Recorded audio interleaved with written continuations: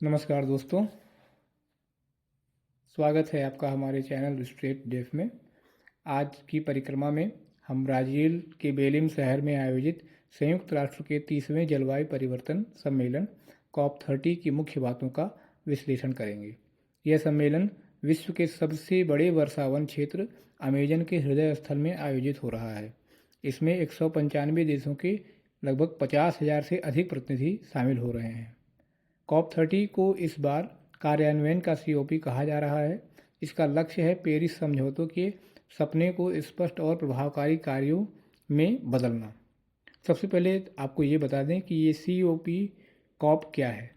COP का पूरा नाम कॉन्फ्रेंस ऑफ द पार्टीज़ है। यह संयुक्त राष्ट्र के अंतर्गत कार्य करने वाले United nation framework convention on climate change UNFCCC का मुख्य निर्णय लेने वाला निकाय है। मतलब इसमें जो भी डिसीजन मेकिंग वाली बॉडी होती है वो कॉन्फ्रेंस ऑफ द पार्टीज़ है। इस सम्मेलन में उन सभी देशों के प्रतिनिधि हिस्सा लेते हैं जिन्होंने इस समझौते पर हस्ताक्षर किया है और उन प्रतिबद्धताओं को लागू करने की समीक्षा करते हैं।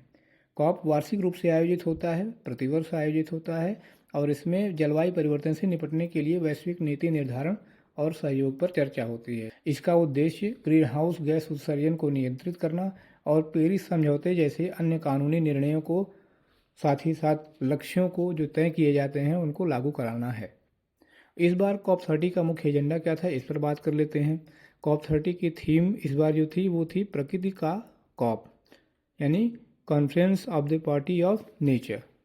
इस थीम के अंतर्गत कई बिंदुओं पर चर्चा हुई, जैसे जलवायु वित्त और वैश्विक सहयोग, वन संरक्षण, जैव विविधता, महासागर सुरक्षा, ऊर्जा, उद्योग, परिवहन का कम कार्बन वाला परिवर्तन, खाद्य प्रणाली, शहरी लचीलापन, जल आधारित समाधान, मानव और उसका सामाजिक विकास, नई प्रौद्योगिकियों के साथ साथ क्षमता का निर्माण। कल अर्थात 12 नवंबर के ब्रीफिंग रूम में नेताओं, वैज्ञानिकों, स्वदेशी समुदाय सहित नागरिक समाज के प्रतिनिधियों ने जलवायु संकट की तात्कालिकता और तापमान नियंत्रण में ठोस कार्रवाई की आवश्यकता को प्रमुखता दी। हालांकि पिछली बार भी ऐसा हुआ था, लेकिन उसका कोई विशेष परिणाम भारत को छोड़कर के किसी भी देश ने नहीं दिखाया। अब इस बार भी देखते हैं क्या होगा। अगले वर्ष फिर सम्मेलन होगा तो फिर एक निर्णय आएगा। ब्राज़ील के राष्ट्रपति ने इस पर संदेश दिया कि यह भाषणों का समय नहीं है, यह क्रियान्वयन का समय है। वनों के संरक्षण हेतु tropical forest forever facility TFFF यानी TFFF शुरू की गई, जिसमें $5.5 बिलियन का वादा किया गया और इसे 53 देशों ने समर्थन दिया। वहीं विकसित देशों से नए और अतिरिक्त जलवायु वित्त की मांग लगातार की गई। पिछली बार भी की गई थी और मुझे लगता है आगे आने वाले सम्मेलनों में भी की जाएगी। इसका परिणाम क्या आता है वो देखने वाली बात रहती है। अब बात कर लेते हैं कि इसमें भारत की भूमिका क्या रही। भारत ने COP30 में सकारात्मक और रचनात्मक भूमिका निभाई। भारत के राजदूत दिनेश भाटिया ने वहाँ मजबूत और स्पष्ट वक्तव्य देते हुए बताया कि भारत ब्राज़ील के TFFF में पर्यवेक्षक के रूप में शामिल है और इसकी दिशा ग्रीन इंडिया मिशन से जुड़ती है। भारत ने अपने सबसे महत्वपूर्ण उपलब्धि के बारे में भी बताया कि पेरिस समझौते का जो लक्ष्य था 2030 तक वो अपनी ऊर्जा की आवश्यकता का 50% नवीकरणीय ऊर्जा स्रोतों से प्राप्त करेगा।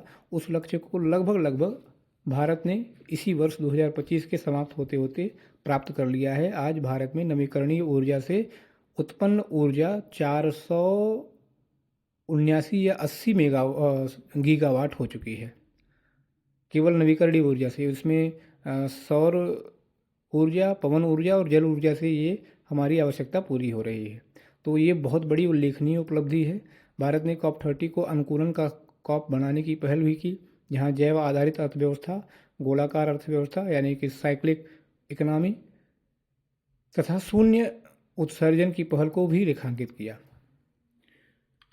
भारत की रणनीति की दिशा क्या होगी उस पर भी थोड़ा सा बात कर लिया जाए कि विकसित और विकासशील देशों के बीच जलवायु वित्त, तकनीकी और लक्ष्यों को लेकर के बहस कंटिन्यू जारी रही। इस सम्मेलन में संयुक्त राष्ट्र के महासचिव ने इस सम्मेलन में बताया कि अभी तक जो पर्यावरण संबंधी बड़े बड़े वादे किए जा रहे थे वो अब ठोस अमल की ओर बढ़ रहे हैं। कदाचित उनका एक संकेत भारत की ओर भी था, क्योंकि भारत ने अपना लक्ष्य पहले ही प्राप्त कर लिया है। भारत ने बार बार समानता और सामान्य लेकिन विभेदी जिम्मेदारियों के ऊपर जोर दिया। अपने घरेलू अनुभवों से को उसने साझा किया, जैसे green bond, green India mission, सौर ऊर्जा जैसी योजनाओं की सफलता को लेकर के भारत ने अपने अनुभवों को साझा किया और साथ ही साथ जलवायु न्याय का भी आग्रह किया।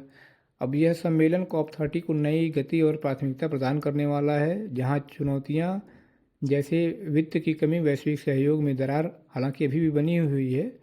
बहुत सारे विकसित देश अब जो है इसमें पार्टिसिपेट नहीं करना चाह रहे हैं पूरे मन से, लेकिन भारत और ब्राज़ील जैसे उभरते देश पर्यावरणीय सुरक्षा के क्षेत्र में बहुत उल्लेखनीय भूमिका निभा रहे हैं। तो इससे एक संभावना बन रही है कि भविष्य में थोड़ा बहुत चाहेंगे तो इसका भविष्य, इस सम्मेलन का भविष्य उज्जवल होगा। सब कुछ ठीक रहा तो 2028 में जब COP30 का आयोजन हो रहा होगा तो उसकी मेज़बानी हो सकता है भारत करे। जो इसकी महत्वाकांक्षा और मौजूदा भूमिका जो वैश्विक दक्षिण को एकजुट करने का होता है भारत का, वो उसको भी भारत साधने का प्रयास उस समय करेगा। आपको बता दें कि इस सम्मेलन की सफलता हर बार इस बात पर निर्भर करेगी कि सभी देश अपने किए गए वादों को यथासंभव लागू करें और जलवायु कार्रवाई को विकास के इंजन में बदलें, न कि वे केवल सम्मेलन में वादा करें और अपने वहां जाकर के पुनः उसी पुराने ढर्रे पे लगते हुए अपने विकास के कार्यों को प्राथमिकता दें, लेकिन पर्यावरण के प्रति चेतना उनके अंदर शून्य रहे। और अभी तक का जो निष्कर्ष आया है विश्व में वो यही आया है। कदाचित यही कारण है कि हम बार बार COP30, COP28, फिर COP33 इस तरह से आयोजित करते रहेंगे, लेकिन इसके निष्कर्ष के रूप में वही ढाक के तीन पात परिणाम आता रहेगा। तो दोस्तों आज के लिए बस इतना ही। परिक्रमा में आप दीजिए अनुमति।